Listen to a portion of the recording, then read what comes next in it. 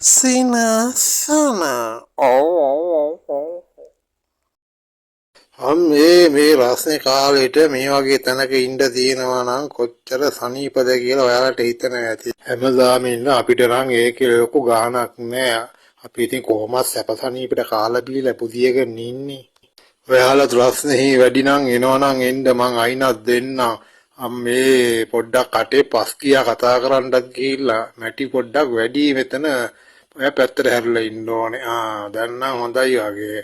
ඇඟ හදාගෙන ඉන්න චූර්න් එකට කාලා වෙලාවට මෙතන ඉන්න තියෙනවා නම් මේ වගේ පාම් එකක් කොහෙන්වත් හම්බෙන්නේ නැහැ. හැම කෙනාම මේකට ගන්නෙත් නැහැ. අපි වගේ මහත් නෑ විතරයි හරියන්නේ.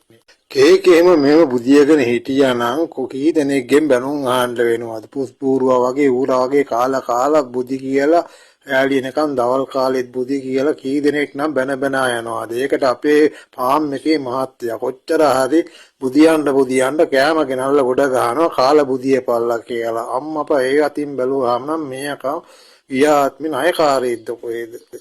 දොස්තරලගෙන් බෙහෙත් ගන්න ගියාම කොයි වෙලෙත් කියන්නේ කන්න එපා කොලෙස්ටරෝල් හැදෙයි සුගර් හැදෙයි ප්‍රෙෂර් හැදෙයි කියලා. ඒකට අපේ පාම් එකේ මහත්තයා අම්මපා කොබේ වගේ බැලුවාම දෙයියේ කොච්චරවත් කණ්ඩමයි කියන්නේ කාලා බර හදා ගන්න කියලා කියන්නේ.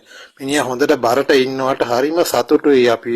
උවන් තරම් කෑම ගෙනල්ලා දානවා උදේ හවස කාලා බරට එදිලා ඉන්න කියලා. ළඟදි රටේ ලොකු උත්සවයක් එන්න තියෙනවලු. මං අහගෙන වාහනයකින් ආපු මහත්තයට කිව්වා අපිව ලෑස්ති කරලා තියන්නම් කියලා. මට හිතෙන්නේ මහතර පෙනුමට අපිව ඉන්නේ හින්දා රවුමක් එක්කගෙන යන්න වගේ හදාන්නේ.